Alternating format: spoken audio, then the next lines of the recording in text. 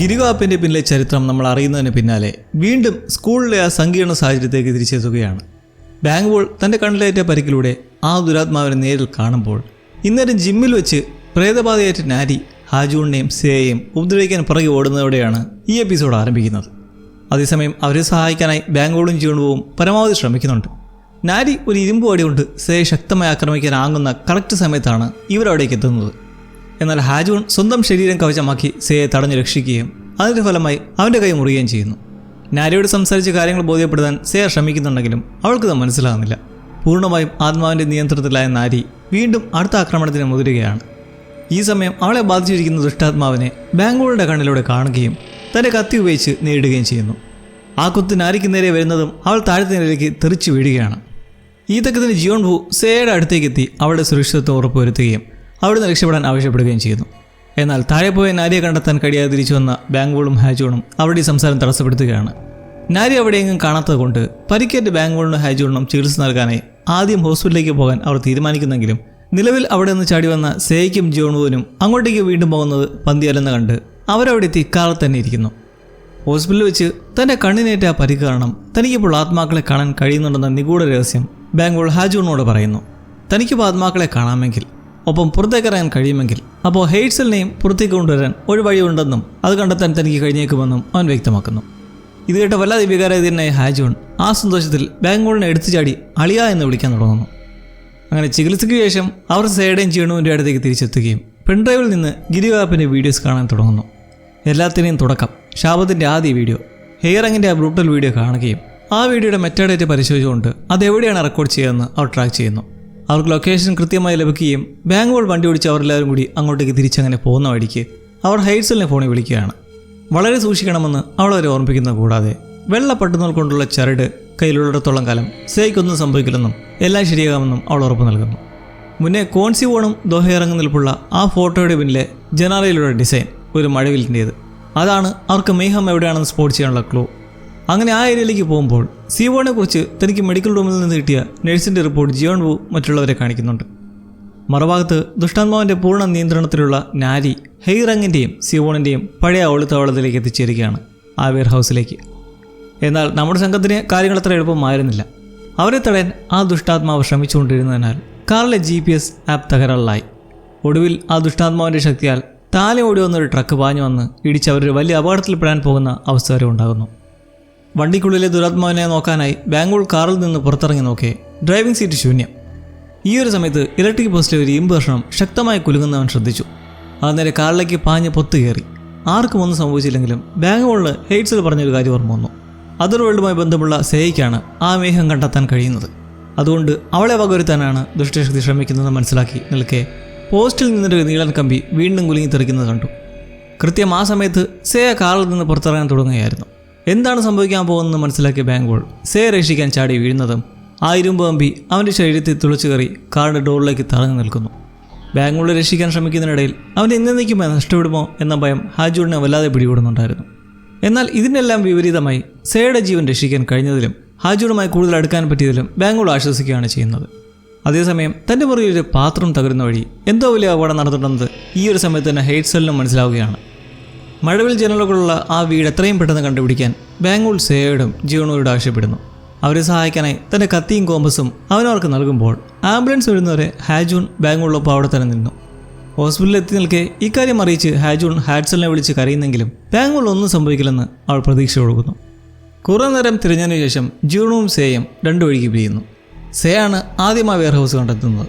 എന്നാൽ രണ്ടാം നിലയിലേക്കുള്ള പാലം വളരെ അപകടകരമായ രീതിയിൽ ആടുകയായിരുന്നു. എങ്കിലും അവൾ അങ്ങോട്ട് ചാടാൻ തീരുമാനിക്കുകയും തനിക്കായി കാത്തു നിൽക്കാൻ ജിയോണുവിനോട് ആവശ്യപ്പെടുകയും ചെയ്തു. മുറിക്കുള്ളിൽ വെച്ച് ഒടുവിൽ അവൾ ആ ഫോൺ കണ്ടെത്തി. ഇവിടെ വെച്ചായിരുന്നില്ലേ ദോഹയിറങ്ങി അവസാനമായി ആശാ വീഡിയോ നടത്തി ആത്മഹത്യ ചെയ്തത്. അങ്ങനെ ഇത് എടുക്കാനാകുമ്പോഴേക്കും പ്രേതബാധയിലുള്ള നാരി അവിടെ പാത്തിരിപ്പുണ്ടായിരുന്നു.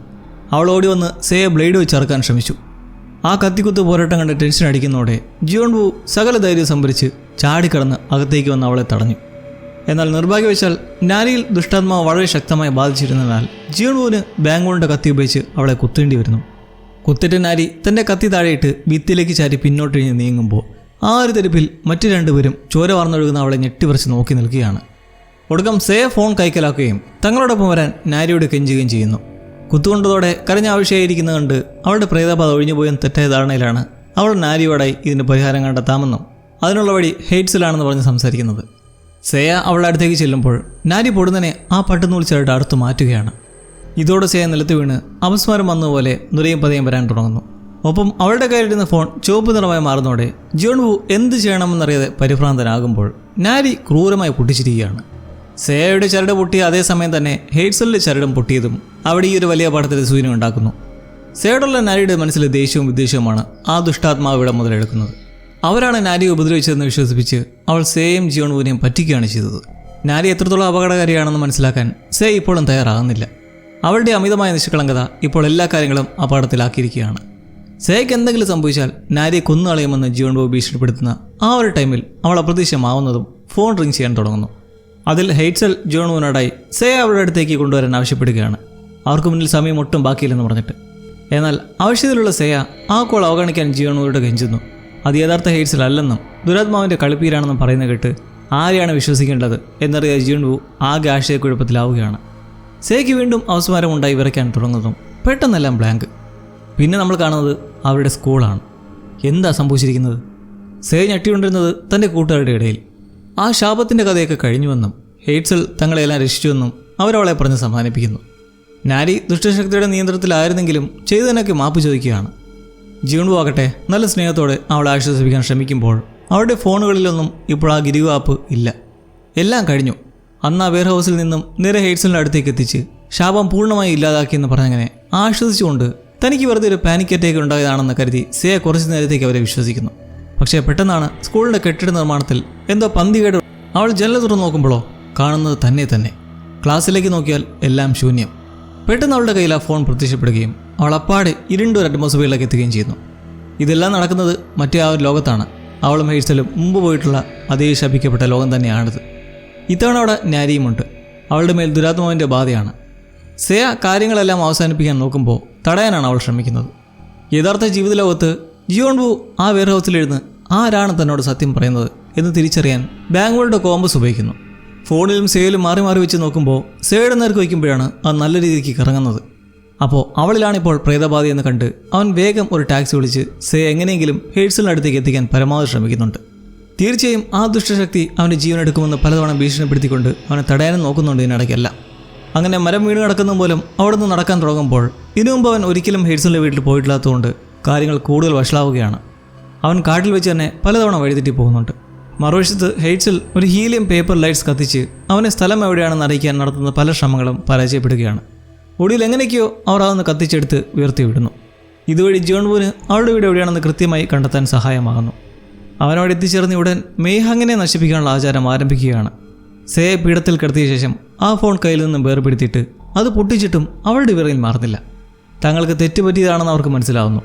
മെയ്ഹാങ് എന്ന് പറയുന്നത് ഹെയറങ്ങിൻ്റെ ഫോണല്ലായിരുന്നു, അതിനെയും പുറത്തു തന്നെയാണ്. ഈ ഒരു മൊമെൻറ്റിൽ നമ്മൾ വീണ്ടും ആ രണ്ടാമത്തെ ശപിക്കപ്പെട്ട ലോകത്തേക്ക് തന്നെ തിരിച്ചെത്തുകയാണ്. അവിടെ വെച്ച് പ്രേതാവേശമുള്ള നാരി സേയെ ആക്രമിക്കാൻ ശ്രമിച്ചു നിൽക്കെ കൃത്യസമയത്ത് ഹെയ്റ്റ്സൽ മുഖംമൂടി വെച്ചുള്ള ആ ഒരു സബ് കോൺഷ്യസ്നെസ്സിലൂടെ അവിടേക്കെത്തി അവളെ രക്ഷിക്കുന്നുണ്ടെങ്കിലും അതിനിടയിൽ ഹെയ്റ്റ്സലിൻ്റെ മാസ്ക് തകർന്നു പോവുകയാണ്. മുന്നൊരിക്കൽ ചെയ്ത പോലെ അവർക്ക് ഒരു വാതിലുണ്ടാക്കി ഇവിടുന്ന് രക്ഷപ്പെടണമെന്ന് സേയോട് പറയുന്നു. എന്നാൽ അതിന് ചെയ്യാൻ കഴിയുന്നതിന് മുൻപ് തന്നെ ഹെയ്റങ് അവിടേക്ക് പ്രത്യക്ഷപ്പെടുകയും അവരെ മീഡിയ റൂമിലേക്ക് നയിക്കുകയും ചെയ്യുന്നു. അവളെ വഴി കാണിച്ച് കൊടുത്തയുടൻ തന്നെ ഹെയ്റങ്ങിൻ്റെ കഴുത്ത് ശാപത്തിൽ നിന്നും മുക്തി നേടിയതുപോലെ പഴയപടിയെ ഒട്ടിപ്പിടിക്കുകയാണ്. ഹെയ്റങ്ങിൻ്റെ സഹായം ഉള്ളതുകൊണ്ട് മെയ്ഹാങ് യഥാർത്ഥത്തിൽ സീവോണിൻ്റെ ഫോണാണെന്ന് ഹെയ്റ്റ്സൽ തിരിച്ചറിയുന്ന സിറ്റുവേഷനാണിത്. നീചശക്തിയെ വരുത്തിയത് അന്ന് കോൺസിവോണിൻ്റെ ഫോൺ മുഖേനയാണ് അവൾ നടത്തിയ ആവശ്യത്തിലൂടെ. അതൊരു പക്ഷേ ഹെയ്റങ് ചൂണ്ടുന്ന ആ മീഡിയ റൂമിൽ തന്നെ ഉണ്ടാകാൻ സാധ്യതയുണ്ടെന്ന് പറയുന്നതോടൊപ്പം ഡ്യുവൽമി എന്ന ആഭിചാരം ഉപയോഗിച്ച് സീവോണിൻ്റെ ആത്മാവിൻ്റെ ശ്രദ്ധ തിരിക്കാൻ ഹെയ്റ്റ്സൽ ഒരു പ്ലാൻ ഉണ്ടാക്കുന്നു. ആ സമയം കൊണ്ട് സേ മീഡിയ റൂമിൽ അതിക്രമിച്ച് കയറി ഫോൺ കണ്ടുപിടിക്കണം. അങ്ങനെ യഥാർത്ഥ ലോകത്ത് ഹെയ്റ്റ്സൽ ഡ്യുവൽമി ആചാരം നടത്തി ഈ ഒരു വേൾഡിൽ ഹെയ്റങ്ങിൻ്റെ രൂപത്തിൽ പ്രത്യക്ഷപ്പെടുകയാണ്. തൻ്റെ പഴയ കൂട്ടുകാരി ശാപത്തിൽ നിന്ന് മുക്തിയായി വരുന്നത് കണ്ട് സീവോൺ അത്ഭുതപ്പെട്ട് നിൽക്കെ ഹെയ്റങ്ങിൻ്റെ രൂപത്തിലുള്ള ഹെയ്റ്റ്സൽ ഈ ശാപം അവസാനിപ്പിക്കാൻ തന്നെ സഹായിക്കണമെന്നും അങ്ങനെ എല്ലാവർക്കും രക്ഷപ്പെടാമെന്നും സീവോണിനോട് ആവശ്യപ്പെടുന്നു. എന്നാൽ സീവോൺ സത്യാവസ്ഥ മനസ്സിലാക്കുകയും ഹെയ്റ്റ്സലിനെ ആക്രമിച്ച് ഡ്യുവൽമി തകർക്കുകയും ചെയ്യുന്നു. ഈ സമയത്ത് ദുരാത്മാവിൻ്റെ ഇൻഫ്ലുവൻസിൽ നിന്നും മാറിയ നാരി മീഡിയ റൂമിലെ പൂട്ടിയിട്ടിരിക്കുന്ന രഹസ്യവാതിലിനേക്ക് അടുത്തെത്തി സേ പോകാൻ നോക്കുന്നതിനെ ഇപ്പോഴും തടയാൻ ശ്രമിക്കുകയാണ്. തന്നെ മരണത്തിൽ നിന്ന് തെളിവിട്ടിട്ട് അവർ രക്ഷപ്പെടാനുള്ള പ്ലാൻ നടത്തിയെന്നുള്ളൊരു പകയാണ് ഇപ്പോഴും അവളുടെ മനസ്സിൽ. അങ്ങനെ രണ്ടുപേരും കുറച്ചു നേരം തമ്മിൽ തല്ലുന്നു. സേയ പരമാവധി ഒഴിഞ്ഞു മാറിയും പ്രതിരോധിച്ചും നാരിയെ കാര്യങ്ങൾ പറഞ്ഞ് മനസ്സിലാക്കാൻ നോക്കുന്നുണ്ട്. എന്നാൽ നാരി ഒരു പശ്ചാത്താപവും കാണിക്കാനോ തെറ്റുകൾ സമ്മതിക്കാനോ കൂട്ടാക്കാത്തപ്പോൾ സേയയുടെ നിയന്ത്രണം വിടുകയും അവൾ തിരിച്ചടിക്കാൻ തുടങ്ങുകയും ചെയ്യുന്നു. ആ അടിപിടിക്കിടയിൽ നാരി ഒരു കൂർത്ത കമ്പി കൊണ്ട് സേയയുടെ വയറ്റിലേക്ക് കുത്തുകയാണ്. അതിൻ്റെ ഫലമായി ദേഷ്യം വന്ന സേയാകട്ടെ നാരി ബോധം കിട്ട് വീഴുന്നതുവരെ അവളെ ക്രൂരമായി തല്ലിച്ചതയ്ക്കുന്നു. ഫോൺ കൈകലക്കാൻ സേയ പാടുവിടുമ്പോൾ അവൾക്ക് കുറച്ചുകൂടി സമയം നേടിയെടുക്കാനായി ഹെയ്സൽ തൻ്റെ ജീവനെ സിയോണിൻ്റെ ആത്മാവുമായി ബന്ധിപ്പിക്കുകയാണ്. ഒടുവിൽ സേയയ്ക്ക് ആ ഫോൺ കിട്ടുന്നു. സിയോണിൻ്റെ പ്രേതമായി ബന്ധിപ്പിക്കുന്ന ആ ഒരു അമ്പ് കൊണ്ട് ചുവരിലേക്ക് തറയ്ക്കപ്പെട്ട് കിടക്കുന്ന ഹെയ്സലിൻ്റെ അടുത്തേക്ക് അവൾ ആ ഫോണുമായി ഓടിയെത്തുമ്പോൾ ഫോണുമായി നിൽക്കുന്ന സേയ കാണുന്നതും ഹെയ്സൽ ആ അമ്പ് ഉപയോഗിച്ച് ഫോണിലേക്ക് ചെയ്യാൻ നോക്കുന്നു. എന്നാൽ അത് ലക്ഷ്യം തെറ്റി പോവുകയാണ്. ദൗത്യം പൂർത്തിയാക്കാനായി സേയ ആ അമ്പ് പിടിച്ചെടുക്കാൻ ഓടുന്നതും ഇത് തടയാനായി കോൺസിവോണിൻ്റെ പ്രേതം അലറി വിളിക്കുകയും അവിടുത്തെ എല്ലാ ഗ്ലാസ് ജനലുകളും അതോടെ തകർന്ന് പൊട്ടിത്തെറിക്കുകയും ചെയ്യുന്നു. ഭാഗ്യത്തിന് കൃത്യസമയത്ത് സേയ അമ്പ് വലിച്ചൂരി അതുപയോഗിച്ച് ആ ഫോൺ എന്നേക്കുമായി നശിപ്പിക്കുകയാണ്. അങ്ങനെ ഒടുവിൽ അവൾ സ്വന്തം ജീവനും ഒപ്പം ഹെയ്സലിൻ്റെ ജീവനും രക്ഷിക്കുന്നു. അവർ രണ്ടുപേരും പരിക്കുകളോടെ ആണെങ്കിലും യഥാർത്ഥ ലോകത്തേക്ക് ജീവനോടെ ഉണരുകയാണ്. നിർഭാഗ്യവശാൽ മേഹം നശിപ്പിക്കപ്പെട്ടതോടെ ആ ശപിക്കപ്പെട്ട ലോകം ഇല്ലാതാവുകയും നാരിയുടെ കോയിൻസിഡൻസ് അതിനുള്ളിൽ തന്നെ കുടുങ്ങി പോവുകയും ചെയ്തു. അവൾ അവിടെ കിടന്ന് മരിച്ചുപോയെന്നാണ് മറ്റുള്ളവരെല്ലാം വിശ്വസിക്കുന്നത്. കുറച്ച് ദിവസങ്ങൾക്ക് ശേഷം സമാധാനങ്ങളെല്ലാം തിരിച്ചു വരികയും ഇതിനിടെ വിദ്യാർത്ഥികൾ ഒരു ബ്രേക്ക് എടുക്കുകയും ഹ്യോങ്വുക്കിനെ അനുസ്മരിക്കുകയും ചെയ്യുന്നു. ഇപ്പോൾ ആത്മാക്കളെ കാണാൻ കഴിയുന്ന ബാങ്ക്വോൾ ഹ്യോങ്വുക്കിൻ്റെ ആത്മാവ് യാത്ര പറഞ്ഞു പോകുന്നത് നേരിട്ട് കാണുന്നുണ്ട്. ജിയോൺവു സേയോട് അവളുടെ ഫോണിൽ ഇനിയും ഗിരിഗോ ആപ്പ് കിടക്കുന്നതുകൊണ്ട് അത് ഡിലീറ്റ് ചെയ്യാൻ ആവശ്യപ്പെടുകയാണ്. എന്നാൽ അവൾക്കത് ചെയ്യാനൊരു മടി. കാരണം ആ ആപ്പ് ഇപ്പോൾ നാരിയും ഹ്യോങ്വുക്കിനെ ഓർമ്മിപ്പിക്കുന്നതാണ്. ഒടുക്കം എന്തായാലും അത് ഡിലീറ്റ് ചെയ്ത് തിരികെ അകത്തേക്ക് എത്തിയ ശേഷം കുറച്ച് ഫാമിലി മൊമെൻറ്റ്സ്.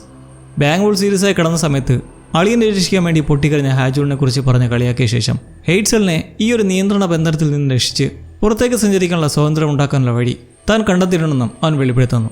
അത് ആ ഒരു കണ്ണിലെ മുറിവിലൂടെ ഉണ്ടായ പുതിയ ശക്തിയാണ്. പിന്നെ നമ്മൾ കാണുന്ന ഒരു കൊച്ചു ടൈലൻറ്റ്.